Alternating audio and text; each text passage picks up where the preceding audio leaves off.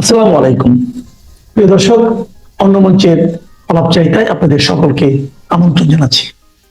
সুপ্রিয় দর্শক, আসসালামু আলাইকুম। আপনাদের সবাইকে স্বাগত জানাচ্ছি এখনকার আলোচনায়।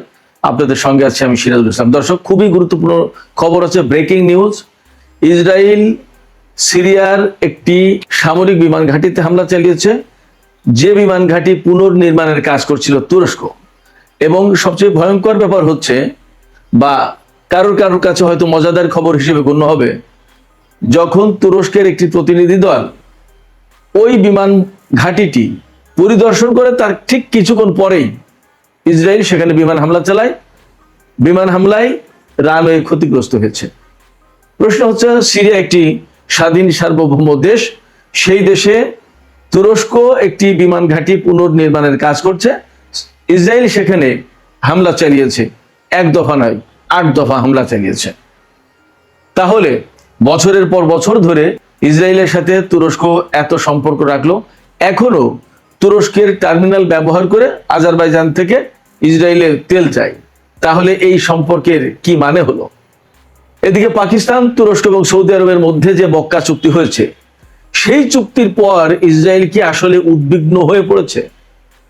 যদি উদ্বিগ্ন হয়ে পড়ে, তাহলে সেই উদ্বেগের বহিঃপ্রকাশে কি এই বিমান ঘাঁটিতে হামলা? এখন তুরস্ক কি করবে? তুরস্ক কি ইসরায়েলকে জবাব দেবে, নাকি সিরিয়া আরো বেশি নতজানু হবে ইসরায়েলের দিকে? সিরিয়া যাবে কোথায়? সিরিয়া তো তুরস্কেরও বন্ধু, ইসরায়েলেরও বন্ধু। সিরিয়া বলতে এখনকার যে সিরিয়ার সরকার, তাহলে সে যাবে কোথায়? এখানে এই হামলার নিন্দা জানিয়েছে ইরান, এই হামলায় উদ্বেগ প্রকাশ করেছে আমেরিকা, নিন্দা জানিয়েছে তুরস্ক, নিন্দা জানিয়েছে সিরিয়া। চূড়ান্ত বিচারে গিয়ে প্রশ্ন থাকছে, সিরিয়াকে কেন্দ্র করে তুরস্ক এবং ইসরায়েলের মধ্যে বড় কোনো সংঘাত তৈরি হবে কিনা, এবং তার জন্য তুরস্ক আসলেই প্রস্তুত কিনা।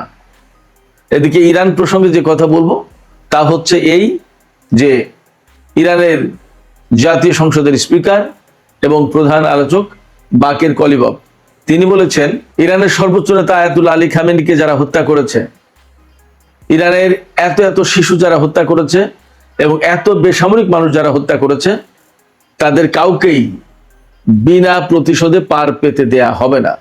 তার মানে ইরান আমেরিকা এবং ইসরায়েলের বিরুদ্ধে প্রতিশোধ নেবে, আজ হোক আর কাল হোক। সুপ্রিয় দর্শক, এইসব বিষয় নিয়েই আমরা আজকে ভিডিওতে বিস্তারিত কথা বলবো। আশা করি আলোচনা আপনাদের ভালো লাগবে এবং শেষ পর্যন্ত আপনারা সঙ্গেই থাকবেন। প্রথমেই ইসরায়েল, তুরস্ক এবং সিরিয়া প্রসঙ্গে আলোচনাটা শেষ করি, কারণ আজকের মূল আলোচনা এটা। আমি মনে করি এটা ব্রেকিং নিউজ, এবং এখানে অতীত, বর্তমান এবং সম্ভাব্য ভবিষ্যৎ, এই সমস্ত সবকিছু নিয়ে আমি আলোচনা করার চেষ্টা করব। আলোচনাটা শুরু করি এখান থেকে। সিরিয়ার বর্তমান যে সরকার, আল সারা সরকার যেটা, বা জুলানির সরকার, এই আল সারা বা জুলানির সরকার, তারা তুরস্কের সাথেও বন্ধুত্ব রাখে, ইসরায়েলের সাথেও বন্ধুত্ব রাখে। বরং বন্ধুত্ব রাখে না ইরানের সাথে, বন্ধুত্ব রাখে না লেবাননের একটা প্রতিরোধকামী সংগঠন আছে, আপনারা সবাই তার নাম জানেন, তাদের সাথে। এরা সম্পর্ক রাখে না ফিলিস্তিনে যারা প্রতিরোধকামী সংগঠন, আপনারা সবাই তার নাম জানেন, তাদের সাথে। খুবই অদ্ভুত কিছু সমীকরণ আছে, আমি খুব একদম খুলে খুলে আপনাদেরকে দেখাবো। আপনারা খেয়াল করুন, আপনারা শুনবেন, আপনারা বোঝার চেষ্টা করবেন এবং আপনারাই সিদ্ধান্ত নেবেন। এখানে তুরস্ক এবং ইসরায়েল আসলে কার হয়ে কার কাজ করে, আপনারা সিদ্ধান্ত নেবেন, আমি কিছু বলবো না। আল জুলানি সরকারের সাথে তুরস্কের যেমন সম্পর্ক, ইসরায়েলের সম্পর্ক তেমনই। বাশার আল আসাদ সরকার ইসরায়েলের শত্রু ছিল, তুরস্কের শত্রু ছিল। এই জুলানি, তারাই তো একেবারে চূড়ান্ত সশস্ত্র যুদ্ধের মাধ্যমে বাশার আল আসাদ সরকারকে দেশ ছাড়া করলো বলা যায়। তাহলে কি দাঁড়ালো? বাশার আসাদ সরকার বা সিরিয়ার প্রেসিডেন্ট বাশার আল আসাদ ইসরায়েলেরও শত্রু ছিল, তুরস্কেরও শত্রু ছিল। তুরস্কের শত্রু ছিল কোন লাইন থেকে? খেয়াল করুন, আজকের এই পরিস্থিতি বোঝার জন্য এই জিনিসগুলো বোঝা দরকার। তুরস্কের প্রেসিডেন্ট রজব তাইয়িপ এরদোগান বলতো যে, এই বাশার আসাদ সরকার বা তার বাবা হাফেজ আল আসাদ সিরিয়ায় হাজার হাজার মুসলিম ব্রাদারহুডের মানুষ মেরেছে, ইসলামী আন্দোলনের মানুষকে হত্যা করেছে, এবং এরা স্বৈরাচারী সরকার, মানুষের রক্তের উপর ক্ষমতায় বসে আছে, এবং ঠিক একই কথা বলতো আমেরিকা, পশ্চিমা দেশগুলো আর ইসরায়েল। এই কারণে মিশরে যখন হোসনি মুবারকের পতন হলো, মুসলিম ব্রাদারহুডের ক্ষমতা আসার সম্ভাবনা তৈরি হলো এবং পরবর্তীতে ক্ষমতা আসলো, তখন এরদোগান ব্যাপক নড়ে চড়ে বসলো এবং একেবারে সিরিয়া পর্যন্ত মুসলিম ব্রাদারহুডের শাসন কায়েম করে ফেলবে এরকম একটা ভাব নিল। কিন্তু তুরস্কের ভিতরে মুসলিম ব্রাদারহুডের শাসন কায়েম হবে না, সে ব্যাপারে তিনি কিন্তু ক্লিয়ার, তিনি সেটা করবেন না তার আগ পর্যন্ত, অর্থাৎ সিরিয়া পর্যন্ত। আর ওই সময় এই যে মুসলিম ব্রাদারহুডের শাসন কায়েম, এইটা ইসরায়েল তো চায় না, পছন্দ করে না। কিন্তু বাশার আসাদ সরকারকে উৎখাতের সুযোগ নিল এই কারণে যে ইসরায়েল খুব ভালো করেই জানে সিরিয়াতে ব্রাদারহুডের, মুসলিম ব্রাদারহুডের কোনো আন্দোলন, বড় কোনো সংগঠন কিছুই ছিল না জীবনে কোনোদিন। ওই রকম হাজার হাজার লাখ লাখ মানুষ হত্যাও করা হয়নি। এগুলো সবই পশ্চিমা প্রচারণা, তুরস্ক বা এই ধরনের কিছু দেশের প্রচারণা। এর মূল কারণ ছিল নিজেদের সংকট আর এক জায়গায় রেখে ওখানে লোকজনকে ব্যস্ত রাখা, নিজের সেফ থাকা, এক বিরাট কৌশলী চাল। যখন মিশরে হোসনি মুবারকের পতন হলো, তখন ইসরায়েল, আমেরিকা বা পশ্চিমারা আসাদ সরকারকে পতন ঘটাতে চাইল এই কারণে যে এই সুবিধায় মুসলিম ব্রাদারহুডের আন্দোলনের কথা বলি আর যাই বলি আরব বসন্ত, যেভাবে হোক এই আন্দোলন সিরিয়ায় নিয়ে গিয়ে ঠেকিয়ে বাশার আসাদকে উৎখাত করতে পারলে ইসরায়েলের একদম ঘরের দরজা থেকে রাষ্ট্রীয় প্রতিরোধকামী শক্তির পতন ঘটে। অর্থাৎ ইসরায়েলের সামনে রাষ্ট্রীয়ভাবে আর কোনো দেশ থাকে না, একেবারে ঘরের দরজা থেকে পা ফেললেই তো সিরিয়া। আর সেই সিরিয়ার বাশার আসাদ সরকার ইসরায়েলের চরম কঠিন বিরোধী। আরব বিশ্বে বাশার আসাদ সরকারের মতো আর কেউ বিরোধী ছিল না ইসরায়েলের। নেতানিয়াহু বা ইসরায়েল সরকার চাইলো বাশার আসাদের পতন হোক, পরে বাকিটা দেখা যাবে। একবার পতন ঘটাতে পারলে সেখানে ইসরায়েল, আমেরিকা, পাশ্চাত্যের প্রভাব ঠিকই প্রতিষ্ঠা করা যাবে, সেখানে পাত্তা পাবে না তুরস্ক। তাহলে এরদোগানের টার্গেট মুসলিম ব্রাদারহুডের শাসন কায়েম করা, এই জন্য বাশার আসাদকে সরাতে হবে। আর ইসরায়েলের টার্গেট বাশার আসাদকে যেভাবেই হোক সরালে সেখানে ইসরায়েলের প্রভাব প্রতিপত্তি অনেক বিস্তৃত করা যাবে। ইসরায়েলের সামনে থেকে একটা রাষ্ট্রীয় শক্তির পতন হয়, ইসরায়েলকে রুখে দেওয়ার বা ইসরায়েলকে মোকাবেলার মতো কোনো শক্তি আর সিরিয়ায় থাকবে না। শুধু তাই না, সিরিয়াকে কেন্দ্র করে ইরান এবং এই অঞ্চলের বিভিন্ন প্রতিরোধকামী সংগঠনের যে উপস্থিতি ছিল সিরিয়াতে, বাশার আসাদ সরকার থাকার কারণে এটা সম্ভব হয়েছিল। বাশার আসাদকে হটিয়ে দিতে পারলে, ক্ষমতাচ্যুত করতে পারলে এদের কারোর অবস্থান, ইরানের অবস্থান তো পরের কথা, কারোর অবস্থানই থাকবে না সিরিয়ায়। সিরিয়া হবে তখন একটা গড়ের মাঠ। ইসরায়েল যে বৃহত্তর ইসরায়েল অর্থাৎ গ্রেটার ইসরায়েল প্রতিষ্ঠা করতে চায়, তার প্রথম বড় বাধা মুক্ত হয়ে যায়। এই বিরাট সিরিয়া ইসরায়েলের কার্যত ভূখণ্ডে পরিণত হয়। দুই ব্যক্তির অর্থাৎ নেতানিয়াহুর আর এরদোগানের টার্গেট দুই রকমের ছিল, বাট কমন গোল ছিল বাশার আসাদকে পতন ঘটাও। যখন ফিলিস্তিনের গাজায় এত ভয়াবহ নিধনযজ্ঞ চালিয়েছে ইসরায়েল, তখন কিন্তু এরদোগান শুধু কথা বলে গেছে, কাজের কাজ কিছু করেনি। যখন খুব ক্রিটিক্যাল অবস্থা এবং সিরিয়ার বিভিন্ন অবস্থানে, ইরানি অবস্থানে যখন ইসরায়েল বারবার হামলা চালাচ্ছে, ঠিক তখনই তুরস্ক এই জুরানিদেরকে লেলিয়ে দিল বাশার আসাদের বিরুদ্ধে খুব দুর্বলতম মুহূর্তে, যে দখল করো ক্ষমতা। যখন ইসরায়েলের সাথে ইরানের যুদ্ধ লাগে অবস্থা, ঠিক তেমন একটা অবস্থায় এই কাজ করলো। এবং তখন রাশিয়া বাশার আসাদকে সরিয়ে নিয়ে গেল, বাশার আসাদ রাশিয়াতে চলে গেল, ইরান তার অবস্থান ছেড়ে চলে আসলো এবং একদম ফাঁকা ময়দানে ইসরায়েল গোল দিতে থাকলো। সিরিয়ার সমস্ত সামরিক অবকাঠামো, বিমান ঘাঁটি, ক্ষেপণাস্ত্র ডিপো, গোলাবারুদের ডিপো, যত যা কিছু ছিল সব ধ্বংস করে দিল। বিমান ঘাঁটিতে একদম সব ধ্বংস। ইসরায়েলের বিমান বাহিনী বেশ ভালো শক্তিশালী ছিল, ধ্বংস করে দিল। তারপরে তাদের ট্যাঙ্ক বাহিনী ব্যাপক শক্তিশালী, একদম সব ধ্বংস করে দিয়েছে।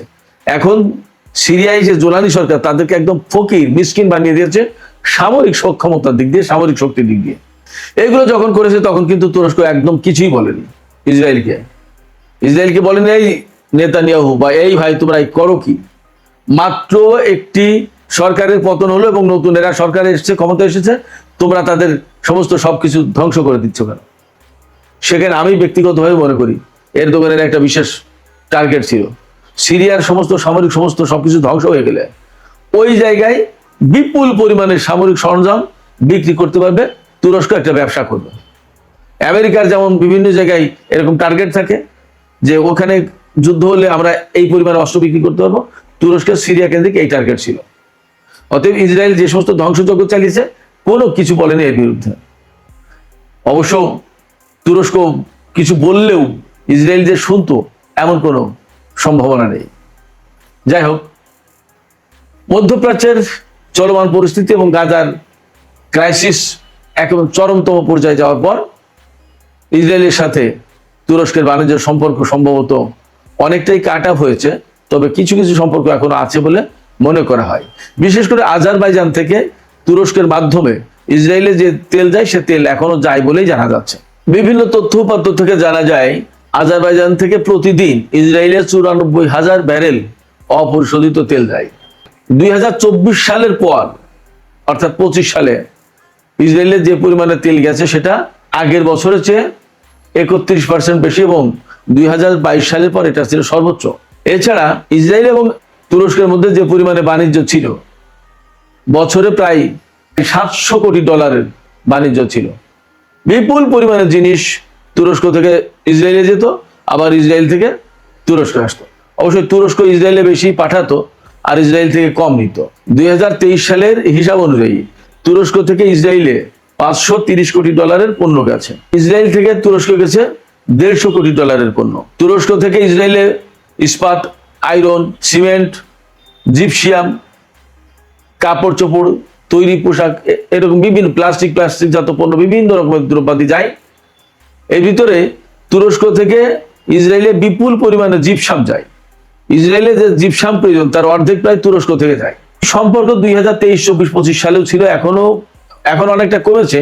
বাট তুরস্কের রজব তাইয়িপ এরদোগান যখন প্রেসিডেন্ট, প্রধানমন্ত্রী, তখন ইসরায়েলের সাথে এইভাবে সম্পর্ক ছিল। সেই ইসরায়েলের সাথে এখন কিছুটা টানাপোড়েন তৈরি হচ্ছে, আর এই মক্কা চুক্তির পর আরো বেশি টানাপোড়েন তৈরি হচ্ছে মনে হচ্ছে। বাট এখানে সবচেয়ে গুরুত্বপূর্ণ সেটা হচ্ছে এই যে জুলানি সরকার, এই জুলানি সরকার সিরিয়ায় ক্ষমতা আসার পর সিরিয়াকে কেন্দ্র করে এখন কিন্তু মূলত দুই পাশটা দুইজন টানাটানি করছে। ইসরায়েল টানছে তার দিকে আর তুরস্ক টানছে তার দিকে।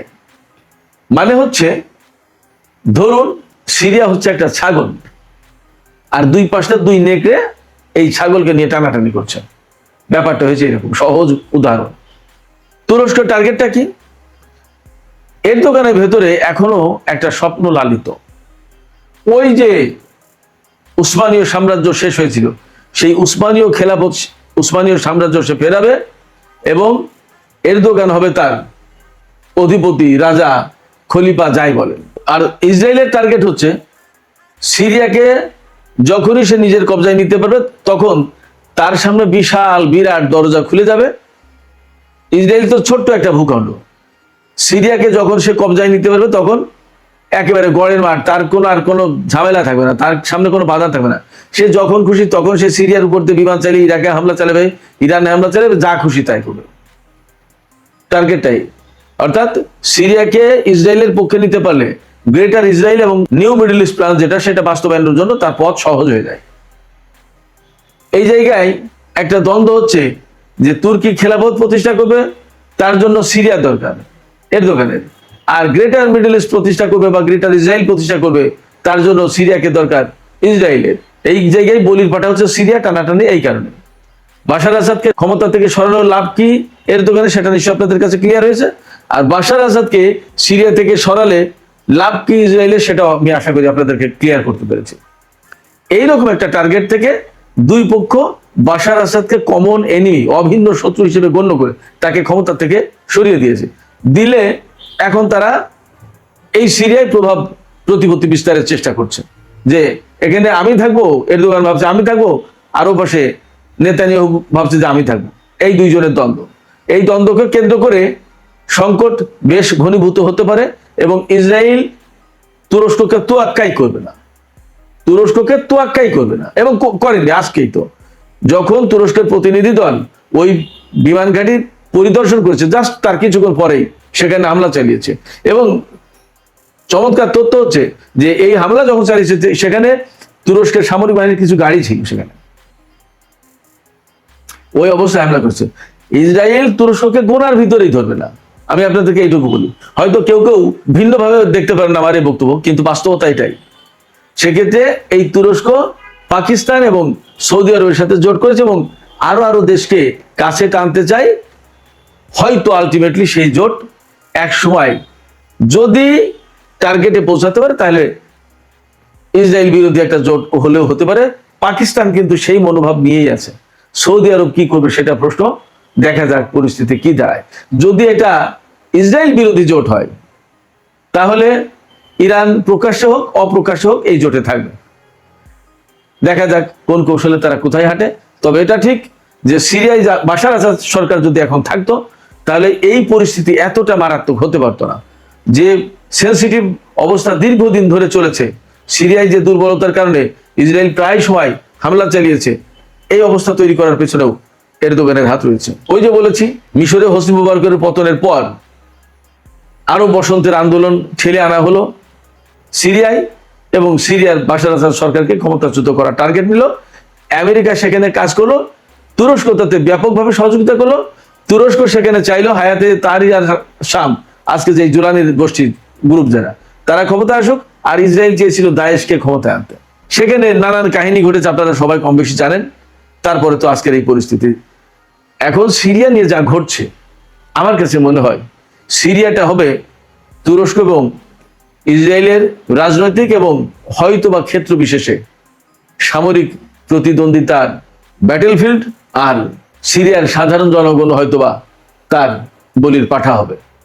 আমরা অপেক্ষা করি আসলে মক্কা চুক্তি, পাকিস্তান তুরস্ক সৌদি আরবের চুক্তি কিভাবে কতদূর কি হয় আমরা দেখি। সিরিয়ায় যে হামলাটা হয়েছে সেটা তুরস্কের অবস্থানেই হামলা কার্যত।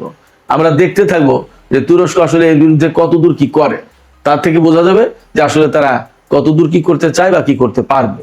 সুপ্রিয় দর্শক, এবার ইরানের জাতীয় সংসদের স্পিকার বাকের কলিবাফের একটি বক্তব্য, সেই বক্তব্যটা দিয়ে মূলত আজকের আলোচনা আমি শেষ করতে চাই।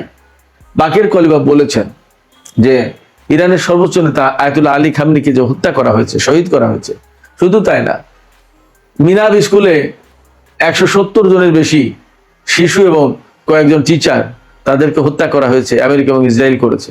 এবং ইরানের ভেতরে আরো বহু সংখ্যক কয়েক হাজার বেসামরিক নাগরিককে হত্যা করা হয়েছে। এর কোনো হত্যা, এদের কারোর রক্ত বিনা শাস্তিতে বৃথা যেতে দেওয়া হবে না, অর্থাৎ বিনা প্রতিশোধে এদের রক্ত মুছে যাবে না।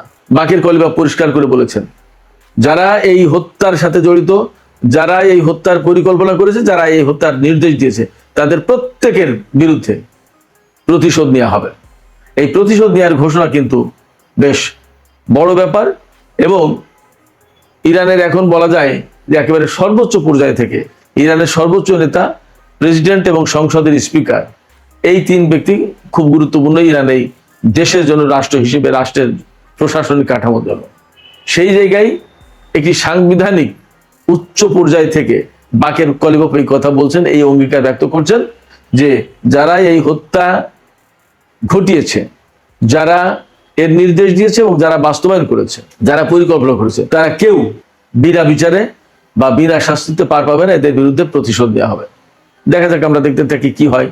তবে মধ্যপ্রাচ্যের পরিস্থিতি যে ধারণা করা হচ্ছিল আমেরিকা এবং ইরানের যুদ্ধ থামলে হয়তোবা অনেকটা সুস্থির হতো, স্থিতিশীল হতো, ব্যাপারটা মনে হয় সেই রকম হবে না। হ্যাঁ, ব্যাপারটা অনেকটা সেই রকম হতে পারে যদি কিনা এই যে মক্কা চুক্তি হয়েছে, এই চুক্তি যদি সৎ নিয়তে সবাই এক জায়গায় সত্যিকার অর্থে ঐক্য গড়ার চেষ্টা করে এবং মধ্যপ্রাচ্য অঞ্চলের সমস্ত মুসলিম দেশ যদি এই চুক্তির আওতায় আসে, তাহলে ইসরায়েল মধ্যপ্রাচ্যে অবশ্যই অনেক কিছু করতে সাহস বোধ করবে না। কিন্তু সেটা কি পারবে? সেই ঐক্যবদ্ধ কি হতে পারবে? সংযুক্ত আরব আমিরাত, বাহরাইন, কুয়েত, তারা কি এতে আসবে?